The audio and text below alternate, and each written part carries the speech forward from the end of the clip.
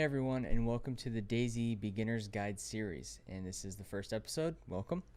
So, in today's episode, we are going to cover just your basic run-of-the-mill server and UI basics. So this obviously will be the first episode of the series. So it's going to kind of start from a very low level and then work its way up. I kind of had the thought process of making these short and to the point, maybe 10 to 15 minutes, just because it's like, why would you watch a 30 to 45-minute video that's geared towards beginners? So if I can make these short, straight to the point, and then put them out in parts for you guys, so that way you can watch one. Maybe you're fresh into the game, you can watch one, like for this one, for example, and figure out what server to pick, how to pick it, and then go into the game, and as you spawn in, understand what you're looking at in the game, which is the premise of this video. Just to let you guys know, this is a new series to the channel. Obviously, as you can tell by episode 1, they'll be coming out every Tuesday and Thursday until the series is done. But other than that, guys, that's pretty much it. That all I have to say. Now let's hop into the game so I can show you what I'm talking about. Alright guys, so this is the DayZ launcher. Now, I might get a lot of hate for this, but this is the launcher I use. Not a lot of people like using this. They like using the Standalone launcher instead, which is just basically a launcher that handles the mods a little bit better, and there's more servers on that launcher just due to the fact that everyone likes using it over the normal DayZ launcher. I like using just this launcher because it's got the servers I play in it, and that's all that I really care about. But this is kind of how you would navigate this one. At least you go to your servers, and then you can go, if you're looking for a modded server, go to community, and then you would just search it here. And then you can favorite it. Like I have these favorited. I like playing on the day 1 servers a lot, and then some of these are just kind of experimental ones that I've just been playing a little bit here and there. But what I would suggest to you if you're a new player is figure out what you want to get out of the game. So if you are looking to do like some role playing, Google up best DayZ role playing servers 2020. You want to put the year in. So if it's, for example, 2021 and you're watching this, put 2021 in, because that will give you a good list of what servers are available and what mods they have in them. So you can kind of run through them and go, okay, do I want traders? No. Okay, this server has a trader in it. All right, I'm not going to play that server. Or do I want an in-game map? Yes. Okay, now let's look for the in-game map mod. Perfect. I found a couple servers. So what my suggestion to you guys is figure out how you want to play the game and then search for servers along those lines. And then that way you can enjoy your experience in DayZ and get the most out of it. So like what I said earlier, I like playing the day 1 servers. They're a little bit more hardcore and realistic, so you don't have an in-game map. There's no traders, and that's just kind of the map that me and my buddies play on. It also can dictate if you're playing with friends, right? If you're playing solo, it doesn't matter. Find a server that you like with the mods that you like, play it. If you're playing with friends, this is where it can dictate what server you play on, because maybe they want to play a certain server, and if you're new to the game and you're just kind of riding along with them, then you're going to play that server. But this is kind of the stock DayZ launcher. Like I said, not a lot of people like using this. I just use it because it's simple, it's easy. I don't have to download anything extra. I just go in, find a server, and play it. What you'll find, like I said earlier, is the Standalone launcher just handles mods a lot better, and there's more servers on there. So figure out, once you find a server, figure out what launcher it's available on, and then go from there. I'll leave a link to the Standalone launcher down in the description. It's just a simple, go to the website and download it, and you're good to go. But yeah, that's pretty much everything I can say about servers. It's really not too complicated. Just find one that you like, or if you're playing with friends, stick along with them, whatever one they're playing, and you'll be good to go. From here on, let's hop into the game, and I'll just give you a quick rundown of the UI and what to look out for and what to expect. Alright guys, so I just spawned in. I'm a fresh spawn, so this should be pretty relevant to what you guys are experiencing if you're a brand new player as a fresh spawn. Now I can go into map and all that stuff. That'll be in Thursday's video. So episode 2 will cover map, how to get your way around it, what to look out for and stuff like that. So just for the sake of simplicity, I'm going to give you guys a brief rundown of the UI and what to look out for.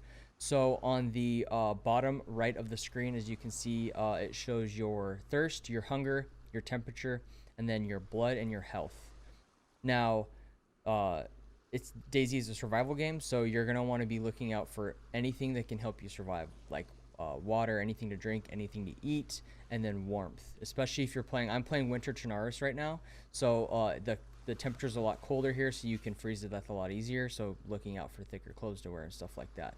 Now, as you can tell, there are arrows under pretty much everything. So I'm thirsty. My thirst is going down. My hunger is going down twice as fast, and I believe that's just because I'm cold.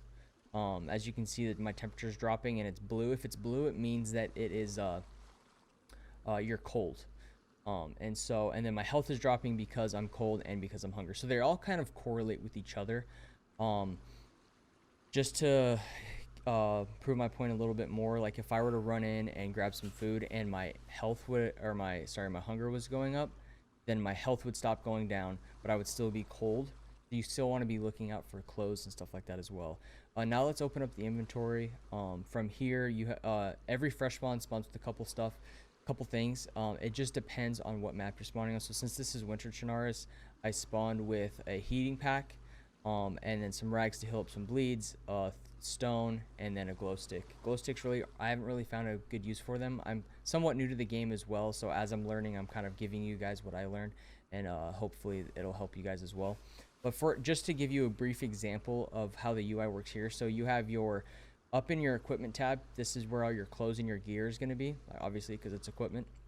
So your first two here and here are going to be your both your shoulders, and this is where weapons can be held. So like the little picture shows, axes, bats, pickaxes, guns, anything that you can use as a weapon can be held on your shoulders, and then now it doesn't take up space in your actual clothes. From there, you have a vest option. So if you're looting a military place, or you kill a zombie with a tactical vest on, or any sort of vest, that's where that would go. Your shirt, your top, and then your belt, your pants, your backpack. You can wear like stuff on your head. You can wear stuff on your face like bandanas. And then you have sunglasses, gloves, and then your shoes. And I'm not quite sure what this one means. Let me know down in the comments below if you do. Like I said, I'm somewhat new, so I'm not exactly sure what this means. I think it's an armband, if I'm not mistaken. So you can cut up like orange vests and then put them on your arm as an armband, so that way if you're teaming with people, you can tell each other apart. And then you have your actual inventory for each item on you. So for example, if you have a vest, you're gonna have another thing here for vests. Same with backpack. And as you find better clothes, they can get bigger, they can get smaller. The thing you're gonna want to look out for is insulation, right? So this has a medium insulation, and then the state of it worn will dictate if that goes down or up. So if you have a pristine pea coat, it's going to be best insulation, whereas if you have like a damaged pea coat, it's going to be like bad insulation because of the worn state of the jacket. So you can kind of come up here and look and say, okay, so my pants and my jacket are medium insulation, my hat's low, so I'm going to want to find like a beanie or something. And then my shoes are low, so I'm going to want to find some sort of boots or high-knee sneakers that will provide better insulation. That helps you keep warm and let your hunger and thirst kind of level out and not go down nearly as slowly. From here, like I said, you have everything you're wearing. This is the inventory. And then your hands in your vicinity. So you can put stuff in your hands, and that's how you kind of interact with it in the world. So for example, this heating pack, I'm going to put that in my hands. Then I'm going to tab out. And bottom left of the screen, it says press your left mouse button to activate. So I'm going to click that. It's going to crack open the heating pack and activate it. And then you can just throw that right back in your jacket. And now that's giving you an extra 70 degrees Celsius of heat to your jacket. So that'll help keep you warm. I'm going to run over to an area where I can find something in my vicinity, and I'll show you what that looks like. All right, guys. So I just ran across the street to this little construction area. And there's a helmet in here. So there's two ways to go about looting stuff that's like on the ground or the floor. You can look at it, and it says if you hold F, it'll hold it in your hands. So I'll show you what that looks like. And then he just has it in his hands. And then you would just drag it over here to drop it. And then you can just tap F, and that's going to take it and put it in your inventory. And then again, you can just drag it over to the vicinity, and kind of it'll show like a green box if the item you're holding applies to wherever you're going to drop it in. And then the last way to do it is if you tab in, go to your vicinity, it shows you everything around your player that you can loot off the ground. This is also the way you loot zombies and players. If you come up on like dead bodies and stuff, you can't actually like loot them. You have to go into your vicinity and take stuff out of there, as it'll bring it up here. Now, it's the same concept. You can, if you actually, there's a shortcut. Instead of dragging it into your inventory like that, you can just double click it and it'll go straight into your inventory. And then another thing you can do as well while we're here is you can just drag it onto your person, and what it's going to do is it's going to swap out anything that you may already have on your character. So let me just run through that again. So right now we have this flat cap on, right? Now this has low insulation. Now this Enduro helmet has medium insulation. Obviously it's a higher level of insulation, so we're going to want that. So instead of like dragging this in the vicinity and then putting this on, the quicker way to do it is just taking it, dragging it on your character, and then it'll automatically swap it over. And this can be done by anything you're wearing in the game. So for example, like we have these in our jumpsuit. Let's say we find like a pea coat. You can drag it over, drop it on your character. It's going to put the thing you're wearing on the ground, and then within that thing you can drag everything over and put it back in your new pea coat. So that's just a quick brief like overview of the UI and how it works. Another thing you can do too is hot bar, or put stuff in your hot bar, sorry. So like for example, I'll put these two in my hot bar. So now when I'm running around, I don't have to access my inventory to put my like rags in my hands. I can just press 1 and it's gonna pull them out, and you can tell because there's a green box over the thing. That means you're holding it in your hands. From there, like if I was bleeding, for example, it would I could hold left click and it would bandage me up. And then same with 2, I can put that in there, and then from there I can use it in my hands to punch stuff, and then G will bring up the throwing animation, and then you click and it throws the thing. And this can be used to distract zombies. So that's just kind of like a brief overview of like your hotbar and how to use it there. Now one last thing before we wrap up the video. If you look down on the bottom right, my food and my drink are now yellow, and the thermostat has a little blue dot. Instead of it just being normally blue, there's a little dot. So that means I'm getting colder and colder. And as I get colder, my hunger and my thirst are going to go down even faster. And the yellow status means like, you know, you're halfway to empty. The red status means you're like really close to empty. And then when it's blinking red, it means you're done, you're out of hunger, you're starving to death, or you're dehydrating to death. And at that point, that's when your health starts to fall. I believe there could be certain mods that change this, but in this Winter Chernarus mod, I've noticed that when the food or the thirst is red, your health starts depleting. And then when it's blinking red, it depletes even faster. And then obviously once your health goes out, you die. So you want to be very cautious and keep an eye on your food and your thirst, your hunger, and your temperature levels, and make sure those are up to par. So yeah, that's kind of a brief rundown of the UI. Like I said, just quick and easy. If there's anything that you guys want me to go over more in depth with the UI, let me know down in the comments below, and I can always make a quick another video about that. But other than that, let's hop back out to the full cam to finish up today's video. Alright guys, that'll wrap up today's video, the first episode of the DayZ Beginner's Guide. Like I said, it's just a quick rundown of the UI and the server stuff. If you have any questions about DayZ or anything else, I do stream live on Twitch every day of the week. The link for that will be down in the description.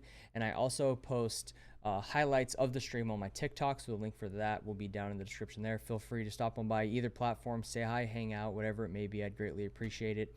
Other than that, guys, that kind of wraps up today's video. Like I said, look out for the upload on Thursday. That'll be episode 2, where I cover map basics and what to look out for and how to get yourself around the map, especially as a new player and a fresh spawn. It can be very difficult to get yourself into situations that help you survive a little bit longer. But yeah, like I said, guys, other than that, that'll wrap up today's video. Don't forget to subscribe, hit the notification bell, and leave a like on the video, as all those 3 things will greatly help the channel grow, and I appreciate it very much. But yeah, other than that, guys, that wraps it up for today. Thanks for stopping by and watching the video, and I'll see you next time. Peace.